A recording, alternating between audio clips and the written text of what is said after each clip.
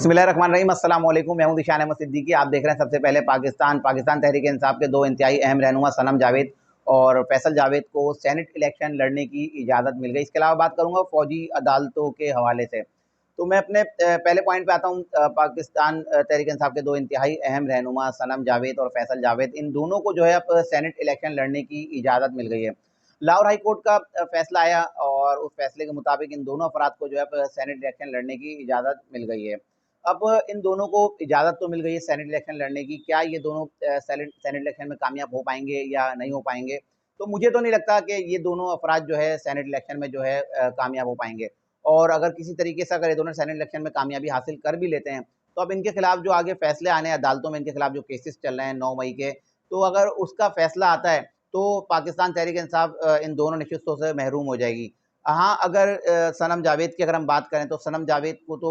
वैसे ही मुझे नहीं लगता कि वो उनको एक खुश करने के लिए उनको एक सेनेट का एक टिकट तो जारी कर दिया गया कि चलें आप सेनेटर बन जाएँ, आप इस्लामाबाद में चले जाएँ, सेनेट में बैठ जाएँ। लेकिन मुझे नहीं लगता, क्योंकि अगर हम ओवरऑल अगर जायज़ा लें कि सनम जावेद ख़वातीन की नशिस्त पर जो है सेनेट का इलेक्शन लड़ रही हैं, तो पाकिस्तान तहरीक इंसाफ के पास जो है इतनी ख़वातीन की तादाद मौजूद ही नहीं है कि जो सनम जावेद को जो है ये सेनेटर जो है मुंतखब करवाएँ। तो सनम जावेद तो वैसे ही जो है इस दौड़ से बाहर नज़र आ रही हैं। हाँ, अलबत्ता अगर फैसल जावेद अगर सेनेट में पहुँच भी जाते हैं, तो वो ज़्यादा देर तक जो है सेनेटर बरकरार नहीं रह पाएँगे। बल्कि मेरी पहली खबर तो यही है और मेरा एक ज़ाती तज्ज़िया है कि शायद ये दोनों अफराद सेनेट में ना पहुँच पाएँ। भले इनको दोनों को टिकट दे दिया गया है पाकिस्तान तहरीक इंसाफ की जानिब से सेनेट का, और अब इनको लाहौर हाई कोर्ट ने भी इजाज़त दे दी है कि ये दोनों जो है सेनेट का इलेक्शन लड़ सकते हैं। लेकिन मुझे नहीं लगता कि ये दोनों जो है इस्लामाबाद में जो है सेनेट में जो है पहुँच सकेंगे। इसके अलावा दूसरी खबर थी मेरी फ़ौजी अदालतों पर। अब फ़ौजी अदालतों पर आपको पता है कब से समाअतें चल रही हैं। इससे पहले फ़ौजी अदालतों में 9 मई के मुल्ज़िमान के आपको पता है ट्रायल चल रहे थे, केसेस चल रहे थे। फिर उस पर जो है पाकिस्तान तहरीक इंसाफ या दीगर लोग जो है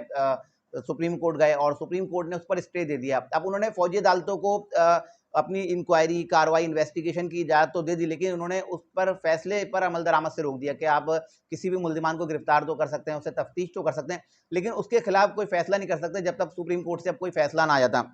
अब बाकायदा जो है फ़ौजी अदालतों पर जो है इंटर कोर्ट में अपील हुई थी और supreme court of Pakistan, chief justice of Pakistan ने जो है अब इस पर 5 रुकनी एक बेंच बना दिया है, और बल्कि सॉरी 6 रुकनी एक इस पे एक बेंच बना दिया है, और ये बेंच जो है 25 मार्च को इस केस की समाअत करेगा। अब 6 रुकनी बेंच जब इस केस की समाअत करेगा और फ़ौजी अदालतों का आपको पता है फैसला होना है कि क्या फ़ौजी अदालतें जो है अपने फैसले खुद कर सकती हैं, जिन मुल्ज़िमान को गिरफ्तार करती हैं, जिनका वो ट्रायल करती हैं, क्या आप उसमें वो फैसले सुनाती हैं? तो अब मुझे लगता है जब 25 मार्च को इस केस की समाअत होगी, 6 रुकनी बेंच जब इस केस की समाअत करेगा, तो मुझे लगता है कि शायद इसका जो फैसला आएगा ना, क्योंकि पाकिस्तान तहरीक इंसाफ के लोग जो है उनकी समझ में नहीं आ रहा। अगर हम बात करें आईएमएफ, इस अमेरिका में आईएमएफ के ऑफिस के बाहर, दफ्तर के बाहर जाना, वहाँ जाके पाकिस्तान के खिलाफ एहतजाज करना और उनसे मुतालबा करना कि पाकिस्तान की इमदाद रोक दी जाए और पाकिस्तान को सख्त शराइत पर कर्ज दिया जाए, उसमें जो है आपको पता है पाकिस्तान तहरीक इंसाफ जो है सर फहरिस्त है और इनके अपने ही रहनुमा शहबाज गिल जो है वहाँ उसको लीड कर रहे थे, जबकि दूसरी तरफ वो मुहिब वतन होने का बड़ा दावा करते हैं।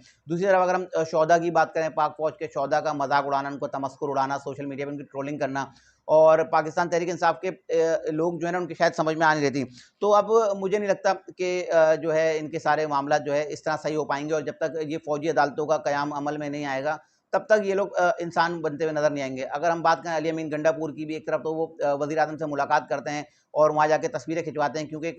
मैंने आपको बताया था एक मीटिंग थी, सीआईएसपी की मीटिंग थी, तो उस पे भी जो है वज़ीर आला केपी के पहले तो गए, और उससे पहले इमरान खान का एक बयान मैंने आपको बताया था कि वो बड़े नाराज़ थे कि अली अमीन गंडापुर ने इनके साथ तस्वीर क्यों खिंचवाई, जब तक 150 अरब मंजूर नहीं हुए थे केपी के वो तस्वीर ना खिंचवाएं। तो उसके बाद अली अमीन गंडापुर ने एक बयान दिया था जरदारी और मरीम नवाज साहिबा के खिलाफ, और उसके बाद फिर वो गए दोबारा मीटिंग में, और मीटिंग में जब एक तस्वीर बड़ी वायरल है जिसमें बीच में वज़ीर आज़म है, एक तरफ अली अमीन गंडापुर और मुराद अली शाह, दूसरे दोनों सूबों के जो है मरीम नवाज और बलूचिस्तान के वज़ीर आला मौजूद थे। अब वो तस्वीर भी वायरल है, और अली अमीन गंडापुर मिल के आए वज़ीर आज़म से, और बाहर आने के बाद वहाँ तो मतलब वो सारे अपने मुतालबात रखते हैं सामने और वज़ीर आज़म के साथ बैठते हैं, लेकिन जैसे ही बाहर आते हैं तो वो अपना जो कहते हैं ना डंग मारना, उससे बाज नहीं आते। फिर उन्होंने एक बयान दागा कि जो वज़ीर आज़म है फॉर्म 47 के जो है वज़ीर आज़म है। इसके अलावा एक और इनकी सोशल मीडिया पे वीडियो वायरल थी जो जिसमें कह रहे थे कि जो भी रिश्वत मांगे उसका सर फाड़ दो, और मेरे पास शिकायत लेके नहीं आओ, उसका सर फाड़ दो, उसके बाद उसके बच्चों को बताओ कि तुम्हारा बाप जो है जहन्नुम में जा रहा था, हमने सर फाड़कर या इसको रिश्वत लेने से रोक के हमने इसको जहन्नुम के जाने से जो है बचाया है। बहरहाल ये अजीब मंतक हैं और ये अली अमीन गंडापुर इस तरह की बातें कर सकते हैं। और एक खबर कल से जो है सोशल मीडिया वायरल भी है कि एक खातून ने जो है पेशावर में बेनज़ीर इनकम सपोर्ट प्रोग्राम में रिश्वत मांगने पे एक शख्स का सर भी फाड़ दिया। बहरहाल अब डर है कि ऐसा ना हो कि अली अमीन गंडापुर का किसी को जाके सर फाड़ दे, क्योंकि ज़ाहिर सी बात है पहले ये जो इनके मामलात है वज़ीर रहे हैं, अगर इन्होंने किसी रिश्वत ली होगी, अगर कोई शख्स आके इनका ही सर फाड़ दे और कहे कि आपने ही कहा था कि रिश्वत मांगने वाले का सर फाड़ दो, तो क्योंकि रिश्वतें तो आपको पता है सभी लेते हैं और शायद इन्होंने भी कभी अपने दौर में किसी से शायद रिश्वत ली होगी। तो मैं बात कर रहा था फौजी अदालतों के क़याम की। तो अब जब 25 मार्च को इस केस की समाअत होगी, तो मुझे लगता है कि 6 रुकनी बेंच जो है इस जो फौजी अदालतों का जो क़याम है ना, इसकी मंजूरी दे देगा और फौजी अदालतों में ट्रायल की इजाज़त मिल जाएगी, इनको अपने फैसले करने की इजाज़त मिल जाएगी। और इन तमाम की जो मैं ज़िम्मेदार समझता हूँ ना, वो पाकिस्तान तहरीक-ए-इंसाफ को ही समझता हूँ, क्योंकि इनको बहुत मौका दिया गया। 9 मई के मुल्ज़िमान गिरफ्तार किए, उनकी सज़ाएँ हुई, उनकी ज़मानतें तक मिल गई। लेकिन ये लोग अब अपने जो है जो इनके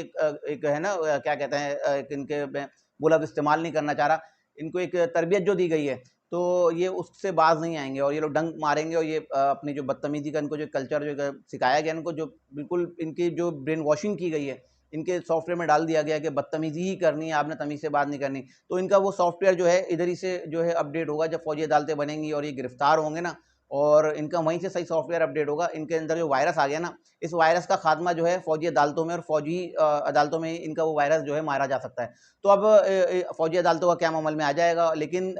जो फैसला आएगा, जो मेरी एक नाक़िस राय के मुताबिक सुप्रीम कोर्ट ऑफ पाकिस्तान के 6 रुकनी बेंच कहने थे, वो 9 मई के मुल्ज़िमान तक तो मुझे लगता है कि आ जाएगा कि 9 मई के मुल्ज़िमान जितने भी हैं, जिन्होंने जो है फौजी इमलाक को नुकसान पहुँचाया, यादगार शोहदा को नुकसान पहुँचाया, उन सब के खिलाफ जो है आप कार्रवाई करें, उनको गिरफ्तार करें और उनको सख्त से सख्त सज़ाएँ दें, ताकि आइंदा जो इस तरह का जो अमल किया जा रहा है ना, क्योंकि ये लोग समझ रहे हैं कि 9 मई के मुल्ज़िमान का क्या कर लिया, जो हमारा कुछ कर लेंगे, तो अब ये लोग वही काम जो है दोबारा से दोहरा रहे हैं और वही चीज़ें दोबारा से दोहरा रहे हैं। तो अब जब फौजी अदालतों के हवाले से सुप्रीम कोर्ट का फैसला आएगा, इन तमाम लोगों के सॉफ्टवेयर भी अपडेट हो जाएँगे और ये 9 मई के मुल्ज़िमान को जो है अब फौजी अदालतों से ही सज़ा होगी और फौजी अदालतों की मंजूरी मिल भी जाएगी और फौजी अदालतों का क़याम अमल में भी आ जाएगा। लेकिन 9 मई के मुल्ज़िमान की हद तक मुझे समझ लगता है कि 9 मई के से मुल्ज़िमान को ये लोग सज़ा दे पाएँगे। उसके बाद जो है इनके फैसलों को सुप्रीम कोर्ट से ही मशरूत कर दिया जाएगा। ये थी आज की कुछ इंतहाई अहम खबरें, जिसके बाद मैं हाज़िर होता हूँ। इंशाअल्लाह मज़ीद खबरों और नई तहज़ीक़ात फिर हाज़िर होऊँगा, तब तक के लिए इजाज़त दीजिए। अल्लाह हाफ़िज़।